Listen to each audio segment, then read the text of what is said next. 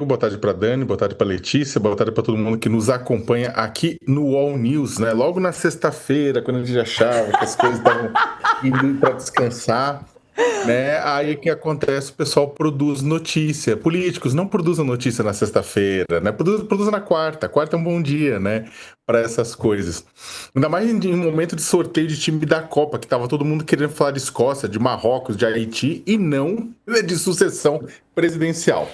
Mas vamos lá, né? Bem, Bolsonaro ungiu seu primogênito Flávio como aquele que vai disputar com Lula a presidência da República. É claro que isso, como bem colocou a Dani, vale para agora. O Brasil não é para principiantes, né? Amanhã tudo pode mudar. Esse é o que temos neste momento, né? Agora, e aí puxando pelo último ponto, né? Eu volto com a relatora com relação à questão dos dobramentos em Brasília, eu vou falar especificamente do Tarcísio, né? Porque é o seguinte, caso se mantenha essa posição até a eleição do ano que vem, né, até o dia 4 de abril de 2026, que é a data máxima de desincompatibilização, que as pessoas têm que deixar o cargo para disputar outro, né? Então, o governador Tarcísio de Freitas vai ter xingado o Alexandre de Moraes e vestido o boné de Donald Trump à toa, né? Então, retomando, a Bolsa de Valores, como colocou a Dani, a Bolsa de Valores caiu, o dólar subiu, porque hoje, em grande parte, a Faria Lima ficou tite com o seu preferido fora da escolha. O Centrão, que não queria nenhum Bolsonaro na vice, também ficou chupando o dedo, e isso vai rachar o Centrão. Se for até o final, isso racha o Centrão, né? Entre aqueles que querem ir com o clã e os que eles querem ir com o Lula, não tenha dúvida nenhuma, né? E a primeira-dama, Michele Bolsonaro, que havia ganhado a Batalha do Ceará, dessa forma não disputa a guerra pelo Planalto, né? Então, esse é o contexto, né? Agora, o fato é que para consolidar a candidatura, né, para se mostrar bolsonarista, né, o suficiente, para se mostrar leal e fiel, o governador Tarcísio de Freitas fez um monte de coisa, né? Ele estava se apresentando como um pastiche do padrinho. Ele questionou a credibilidade da justiça, o que para um governador é péssimo, né? Afinal de contas, ele tem que cumprir decisões judiciais e contratos. Ele bateu no Supremo Tribunal Federal, ele chamou o ministro Alexandre de Moraes de tirano, ele incitou turba bolsonarista contra as instituições em cima de um carro de som na Avenida Paulista, né? E claro, ele fazia tudo isso com uma parte da imprensa do mercado dizendo que ele era moderado, etc e tal, sendo que na prática não importa. É claro que ele não tem origem de extrema direita. Ele participou de governos do PT, inclusive. Só que na prática, né, o efeito prático das ações e não as intenções dele era que atacar as instituições para amealhar votos não é muito diferente de atacar as instituições para se manter no poder, mesmo perdendo a eleição. Quando o Trump assume o governo no início do ano, ele meteu aquele boné vermelho lá, o Make America Great Again, né? Faça a América grande de novo. Em julho, ele abraça, defende o Trump quando o Trump ataca, né, o Brasil por conta do Bolsonaro, né? Aproveitando para defender o Bolsonaro no meio de tudo isso. Isso pegou mal, isso ajudou o Lula, inclusive, bastante, né? Mas mesmo com tudo isso, o governador continuou sendo visto como um oportunista dentro do bolsonarismo raiz. O Eduardo Bolsonaro continuava criticando ele, desconfiando. Flávio, é claro, ele é o filho mais político, mas Eduardo dava a tônica, abatia e atacava e tudo isso mais. No final das contas, tem um ponto em cima de tudo isso também, que mais do que a liberdade do ex-presidente, o que está em disputa é quem controla a direita no Brasil, né? Se Jair ele entregar o seu destino ao governador, ele pode também estar transferindo a sua influência, mesmo que o governador diga que será leal até o fim, né? Até porque afinal, quando o rei não tem perspectiva de poder e passa a coroa adiante, né? As pessoas que recebem a coroa, eles não têm obrigação de obedecer ao rei deposto, apenas incensar sua memória, né?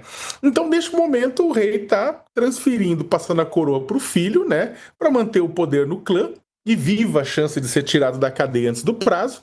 Se vai dar certo, aí é outros 500, Diego, porque olha, o Flávio vai ter que, se não for apenas uma forma de jogar para frente toda a discussão e organizar o campo da direita, o Flávio tem que ir desafios, ele tem que aglutinar a própria direita, né, evitar outsiders. A Dani falou de outsiders como governador, eu estou pensando também em outsiders com um próprio, não o Pablo Marçal em si, que tá, inclusive foi confirmado a inelegibilidade dele pelo TRE hoje, mas um outro outsider no mesmo tipo também, pode ser que apareça, como o próprio Bolsonaro foi em 2018, né?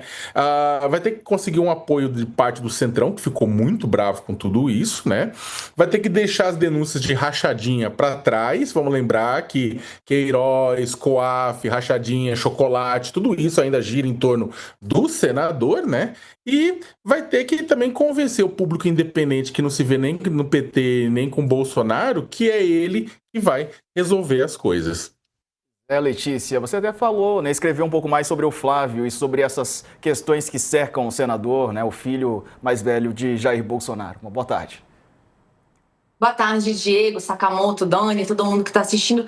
Diego, não vai te surpreender se no ano que vem o PL fizer um anúncio dizendo: olha, a gente estava estudando aqui o cenário, a gente decidiu que é melhor o Flávio tentar novamente concorrer ao Senado, que é uma eleição muito mais garantida para ele, para o Rio de Janeiro, até para ele não perder o foro privilegiado, do que sair para a presidência da República. E isso porque esse ponto que o Sakamoto tocou agora me chamou muita atenção nessa história, porque uma campanha presidencial com Flávio Bolsonaro vai perseguir, o passado dele vai perseguir ele a campanha inteira. Então, o Flávio já foi alvo da rachadinha, da questão da mansão que ele comprou aqui em Brasília, de 6 milhões de reais, que teve um empréstimo super estranho ali com o Banco de Brasília.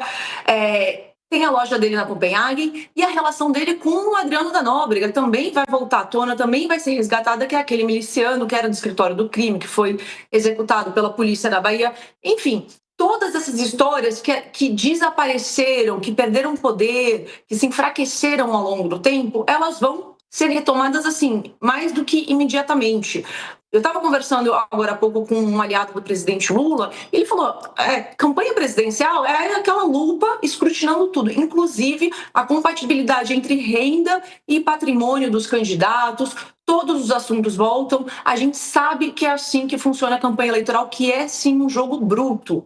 E o Flávio, com esse nível de exposição que ele vai ter que lidar com esses problemas do passado sendo retomados o tempo inteiro, todos os dias, na imprensa, nas redes sociais. Dito isso, o Flávio conseguiu submergir, de fato, ao longo dos últimos anos. Ele virou um senador mais associado, quase um senador de centrão, ali discutindo questões políticas, articulando com colegas no Senado, e tirou do foco todo esse passado dele que pode voltar à tona. Um sobrenome Bolsonaro, seja na cabeça de chapa, seja na vice, é complicado sim, como a Dani mencionou antes, para fazer alianças, porque como é que você forma coligação? Dependendo do partido que está mais ao centro, você não consegue fechar, porque você vai ter que embarcar num sobrenome Bolsonaro para a chapa presidencial. Então, de fato, é complicado esse cenário para a campanha. Como é que você faz uma campanha? A campanha custa muito caro e precisa de tempo de televisão, e precisa de espaço, e precisa de força. Acho que existe essa possibilidade do Flávio, de fato, estar construindo algo para agora, para o imediato, para a situação dele com a família dele, mas que ao longo do ano que vem, no começo do ano que vem, esse anúncio seja revisitado pelo partido dele, Diego.